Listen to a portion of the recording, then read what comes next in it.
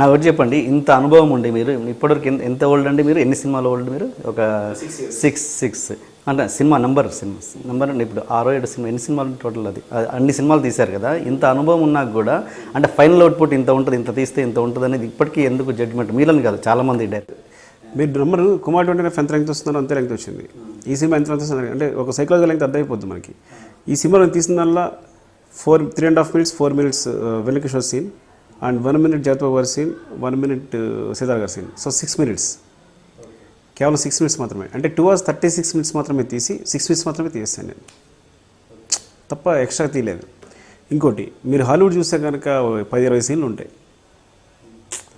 It's like మీకు Hollywood చూస్తుంటే final వెర్షన్లో deleted scenes అని పెడితే ప్రతి సినిమాకి ఒక అది ఎందుకు అంటే స్క్రిప్ట్లో అక్కడ కూడా ఎందుకు అలా చేస్తారు అంటే కొన్నిసార్లు ఆల్టర్నేట్ సీన్స్ ఉంటాయి, కొన్నిసార్లు కథకి హెల్ప్ అయ్యే సీన్స్ ఉంటాయి.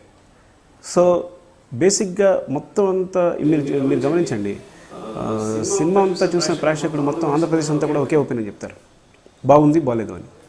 అంటే స్క్రిప్ట్ రాయడం కన్నా, పేపర్ మీద ఉన్నప్పటికన్నా విజువల్గా వచ్చినప్పుడు అందరూ ఓపెన్ చెప్పేసేయగలరు. సో ఒక సినిమా మొత్తం విజువల్గా మొత్తం కంప్లీట్ అయిపోయిన తర్వాత మనం స్క్రీన్ పై చూస్తున్నప్పుడు మనకి ఈ ప్రాబ్లమ్స్ క్లియర్ అర్థమైపోతుంది. సో అలాంటప్పుడు అంటే కొన్ని సీన్స్, ఇంపార్టెంట్ సీన్స్ తీయకుండా వదలకూడదు, అవి తీసేసి అంటే నేను షూట్ చేసేయాలి. షూట్ చేసి ఎడిట్ చేసిన తర్వాత we can delete them. So that's the best. తర్వాత మళ్ళీ మనం ఆ సీన్ లేదనుకుని, లేదంటే ఒక్క సీన్ వల్ల సినిమా ఫెయిల్ అవ్వడం కానీ ఇలాంటివి జరగకుండా అంతే.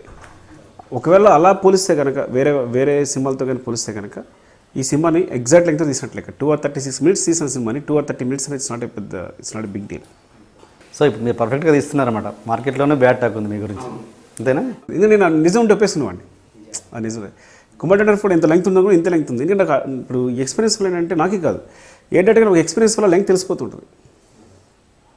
వెన్నకిషోర్ సీన్ కూడా తీసేటప్పుడు అర్థమైపోయింది, ఇది తీస్తున్నప్పుడు కూడా ముందు ఆలోచించినప్పుడే మ్యాటర్ అర్థమైపోతూ ఉందన్నమాట. ఇది లెంగ్త్ అవుతుంది, ఎక్కువ అవుతుంది అనే ఫీలింగ్ తెలిసిపోతూనే ఉంది. సో ఫ్రమ్ ద బిగినింగ్ కూడా ఈ సీన్ లెంగ్త్ ఉంది, ఇది ఏదో చేయాలి, ఇదేదో చేయాలి అంటూనే ఉన్నాను. అందుకని దానికి ఆల్టర్నేట్ సీన్ 1 minute రాసి పెట్టుకున్నాను. అలాంటి 2 versions రాసి పెట్టుకున్నాం.